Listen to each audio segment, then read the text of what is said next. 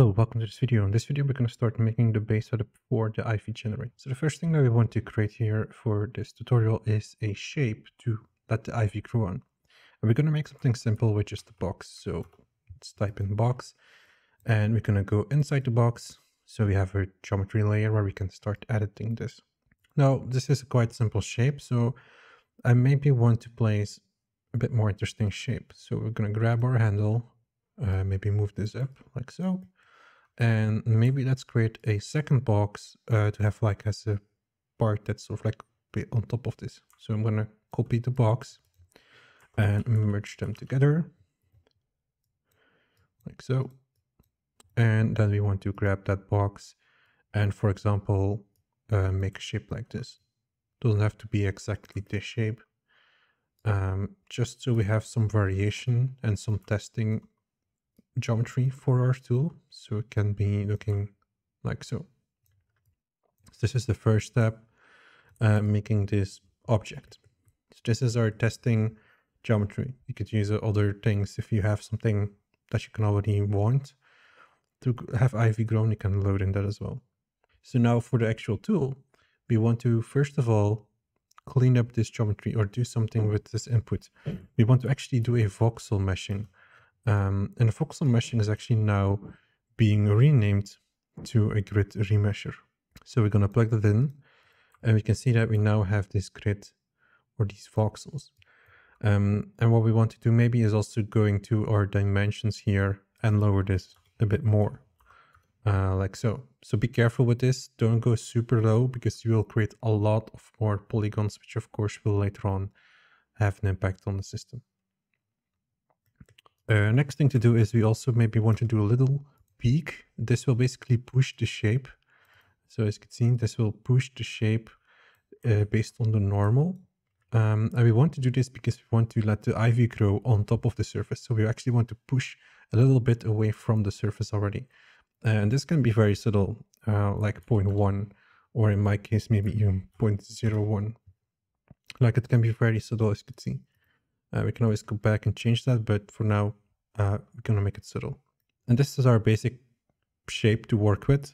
So we did some sort of like merging and pushing. And we want to now create this and create a no node here. Just going to say, for example, input and then remeshed. So this will be used for later on. So if I ever later on need some data referencing back to this shape, I can just use this node. You will see in later stages why this is here then. Now let's think about where the Ivy can grow. So the Ivy can, for example, start from the bottom and then grow slowly to the top. Where we probably don't want to see Ivy is probably all the way at the bottom. So I'm actually going to cut off the bottom part with a clip node. So when we place a clip node, it will just probably just cut off here.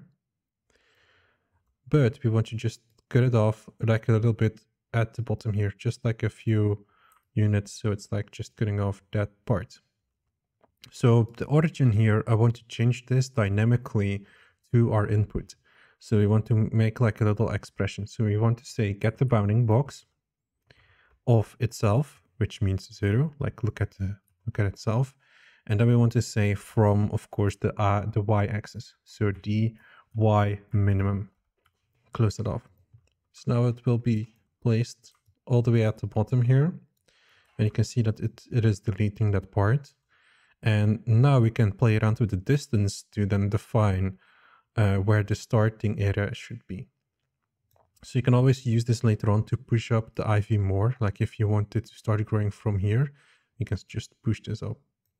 Right now, we're just going to say, for example, 0.1 or maybe even less. I think 0.1 is okay. And the next stage is adding some noise in there. So right now, if I would go further with my system, we will basically have Ivy everywhere. But we maybe want to add in some interesting noises to define where Ivy should grow and where it should not grow or should grow less. So we can use a noise attribute. So we're going to add noising. We're going to change this to a float. So it's either being grown there or it's either not going to grow there. And we're gonna rename this to a mask. So this is the mask for my growth. So currently you don't really see it in the viewport, and we have to click this button to actually visualize this. Now what can happen is that you have these weird colors, and you have to go all the way down here to your labeling. We're gonna open this menu, and we're gonna here edit our mask. And instead of, like, as you can see, we have the color ramp with all these colors, we want to change this to a grayscale. So now we have that in grayscale. So with this mask here, you can now play around with, for example, the size. As you can see, like, we can have like variation of noise. I'm probably gonna leave it as default. And maybe I want to remove the like very small noises. And we can go with fractional and say fraction type none. And now it's actually more like a normal Perlin noise type. As you can see, it's not that noisy anymore. So further than that, what we want to do now is delete the parts that are in darker colors. So we want to grab, for example, a blast node. And in this blast node, we want to say that, hey, if the mask value would be lower than 0.5 or 0.4 maybe, we can delete that. So currently it's not working because we have to specifically say to look at points. And now we're going to have that result. So we might want to inverse this here. So we now have this area. So these are the areas where the chance is very high that we have ivy growing on top of this. So again, if I grab my attributes here, we added a noise value. So here, this is the masking value. And then we just basically say that if the value is bigger or larger than the mask, then we either delete it or not delete it. So we're just going to reference that value back here, add mask, grab it from the points because this is saved in point data. Then the next step is we want to scatter points on this geometry. And we can just use our normal scatter, for example. So to base scattering. And there might be a few things you want to change. So by default, the scattering will always output 1000 points. So in this case, whenever I have a small object or like a very large object, it's always going to scatter 1000 points. So we want to dynamically scatter points based on its size. So we're going to disable the count and we're going to use the density scaling. And now this is basically scaling based on how large your object is. What is also interesting to do here is to actually use the density attribute. So if I enable density attribute, we don't have actually created that, so it doesn't know what to do. So let's create that. So we can create a noise attribute here before we do the scattering.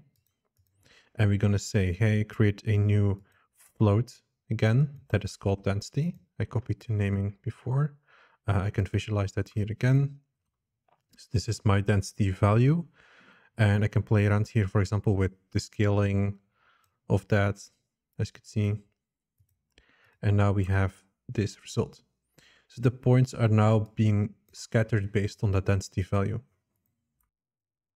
So if I play around with this more, you can see that now if I amplitude my density, you can see that the points are being more appeared in these spots than other areas. So that's quite interesting to know that we can control the scattering by, for example, a noise type. So now we have our basic points, and these are all the possible areas where a branch could start growing in. Now we are ready to create those branches. So what I want to do first is make a selection of bottom points. So I want to select a couple of these points here at the bottom, and those are then seen as my starting points. So we will use the range node, so group range. And with that node, we can, for example, name this begin points. And we want to set this to points, of course. As you can see, now it's selecting everything. And we can, for example, say select starting points. Now, as you see, it's like selecting like randomly some points. Maybe disable the visualizer here for a moment. So as you can see, like maybe increase this a bit more, like 50. It's like randomly selecting points all over the mesh. So the reason why it's doing that is because of the point numbers. So each point has a certain number. and it's selecting those points. For example, 1 is here, then suddenly 3 is over here, and you can see that they are quite randomly placed all over the shape. So a trick here is to use a sorting node, and we want to rearrange the point numbers based on the y-axis. So we're going to say sort the points based on the y-axis. So now all the points that are basically close to the grid will be at the bottom here. So number 1, number 10, all these lower numbers will be here. And as we go up, we will have then the higher point numbers. As you can see, like these are all in the thousands. So when I go back now to my group arrange node, when I say I want to select the bottom points, I now have done that by the sort node. So we're just resorting the points, the numbers of it. So now I can just quickly grab those bottom parts here. So with the grid, we can, for example, like I already filled in here, I want to select the first 50 points of the input mesh. So this will be sort of like the amount of branches that we will have then. So this will be around 50 branches roughly. Will be precise. So this is the starting point, but we also want to define where the end point is. Where is the possibility where the branch ends? So we want to now, for example, use a range again. We can, of course, like use the group range again. We can also use the random node here, so random selection. So with this, we can randomly here select points, as you can see. And we can now say that we want to save this in a group, and we want to call this end points. So these are the end points. I'm going to disable the color here for now as well. So we have that in place. Now the next step would be getting a sort of like a line or connection between the points. And we're going to use the connect urgent points here. So we're going to put it in over here. We're going to say that the connection type would just be the urgent points. And as you can see, it's just like connecting the points together based on a radius and also based on how many points it can maximum hold. So the radius here is pretty good. And we probably want to lower the maximum points. So we can lower this to, for example, 5 or even maybe 8. You can play around with that. So it will give you slight different variations in that result. So now let's go actually to the most interesting step here, and that is using the find shortest path node. So this node will find a connection between the beginning and the endpoint based on the shape you see here. So let's plug that in over here. So we're going to say that the starting points are those beginning points and the endpoints are then the endpoints. And then it will create a shape like that. So not exactly what we want. So we want to change our output here. And we want to change this from any start to each end. And now we're actually going to create something that looks really close to branches. So this shape looks really good. And these are our first steps of making this.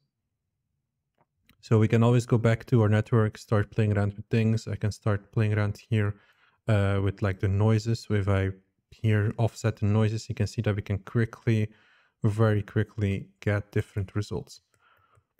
We can also now do a couple things here afterwards. What I would also recommend doing here is maybe do a delete small parts. Like we can here have like these very small branches. So maybe we can decide to delete that. We maybe want to change the mode from area to perimeter. And once we increase that, you can see that we are starting to delete small branches. So be careful with this value to not, as you can see, like if you go too high with it, because you can delete a lot of them. But maybe keep it to like maybe 0.12 or something like that. And then as you can see, like we're deleting some of these like very small ones. Also cool to know here is to use the carving node. So if I place the carve node, we can use this to sort of like fake growth. So if I, for example, enable the second view, as you can see, I can use this to sort of like fake a growing effect. So if you want to control how far this goes, we can use this to control that. So that's quite useful to have in your system. Now, last thing for this video is, so we have somewhat an interesting result. So we know where branches can grow, but now I actually want to do is sort of like a cleanup step on this shape. And to do that, we're going to do a loop. So I want to loop over each branch. And more interestingly, I want to loop over each starting point, for example. So each branch that started from the same point, we want to loop over that part. And in our find show this path node, we want to enable some of these attributes. So we can enable, for example, starting point, endpoint, and the cost. So these are all attributes. If you hold the mouse, you can have these available. So if I now make a loop, so for each named primitive, because this is stored in the primitive. So we're going to plug that in over here. And right now it's throwing an error. Because basically right now we are looping over naming, but name is not existing in my system. So we want to loop over start points. You can also just go here and copy paste the naming if you want to, and place that over here. So now we are looping 16 times. And if we go here to single pass, we can individually see each branch. So this is each branch separated. So we can see that we sometimes have like a very large and interesting branch, and we sometimes have just like very tiny branches growing on the object. So for example, here we want to do some certain cleanup on this shape, because right now the shape is made out of 133 primitives and 3000 points. So we want to see if we can actually do a certain cleanup pass on this already, because this will definitely help us in the future. When I build on top of this, it will help us to already do like a cleanup pass on the shape. So first thing I want to do is I want to resample the shape. And I want to probably do a very small resample. So now I want to increase a lot of points here. And I'm probably going to go with 0.01. So we're going to create more than 40,000 points. But now I will actually do a pass where I'm going to fuse those points all together. So we're going to fuse them all together. And what's important here is that we actually need to fuse based on the distance that we provided here. So I set 0.01, so I'm also going to use the same value here as well. So that will help a bit with cleaning up the shape. So we already have now around 1000 points. So it's already a bit better than our 3000. So that's already one thing. And now for reducing sort of like the primitive amount, we're going to use a poly path node. This will merge parts of the curve. And as you can see, like it's already lower than 100 primitives. And we can also here enable connect endpoints. And so that's already like some cleanup here. So we are reducing this quite decently. So we went from 3000 more than 100 primitives to under 100 primitives and around 1000 points. That's already a bit better. We can always reduce the number of points quickly by using another resample, for example. So if I do another resample here, we can have this shape. So that's okay for now to work with. Maybe do 0.5, like something that's a little bit higher, because we still need some good amount of points to work with. And what I can also use now, what I can also do now quickly for example, scaling, when I, for example, place geometry on this shape, we can actually use an attribute that we just added to our system, which is called cost. So this value is representing how much sort of like time or energy it costs to get to a certain point. So the farther a point was from its original position, the bigger the cost value. So we can use this in a scaling value. So what I want to do is I want to, for example, do a remapping. So remap attribute. And in here, we want to say to grab our cost value. And if I compute range, we can see that it goes from 0 to 4.7. So if I plug it in over here, and let's say we want to rename this to p-scale. And now if I, for example, do a sweeping node, you'll see what I mean by using this in the scaling. So in here, we want to say tube, So we have a tube shape, and this is of course maybe too large. So let's scale this down like so. And what I see is that we need to actually reverse this. So in the remapping, I'm actually just going to simply here reverse our lines here. So as you can see, like at the start, it's a bit bigger, and nearing the end, it's getting smaller. So the only thing that's not perfect here is for each different branch, I will have a different value in cost. So if I do recompute here, you can see that these values are very different. So I want to change that. I want to grab my maximum value. So we're going to do a promotion of the cost to attributes. So I want to say, grab my cost value and promote it to the detail. We want to say that we want to get the maximum value, and I want to rename this to, for example, max cost value. So if I now go to my attributes here, going to details, I now have the maximum value of that cost. I also don't want to delete the original. I still want the original in my points here. So now in this system, I'm going to reset the values. And what I'm going to do here is I'm going to say here in the input, the maximum input will be equal to the detail value. And this is saying from itself, looking for the max cost value at index 0. So look at itself. We are looking for the max cost value, which I just created. Look for index 0, close this off. So now we're automatically getting that value. So I think I mistyped the naming here. So I used uppercase M. So make sure, of course, you double check those things. So now we are grabbing that correct value. So it will automatically now fill in the correct maximum here. Instead of clicking that button each time, it will automatically fill in that value by this line of code here. So let me check here if further this works correctly. And this looks pretty good to me. So we have somewhat bigger branches here, and they slowly go smaller. Maybe I can increase the size a little bit more. And that looks pretty good to me. So now we have a decent starting shape to do other things. So that was it for this video. So we made a base shape. We then created some logic around how can we actually define starting points and endpoints to start growing trees on. And now currently what we have is a good starting shape to further play around with, add branches, add leaves on this. And later on, we're going to also bring this in Game Engine. So I hope you enjoyed this video and thank you for watching.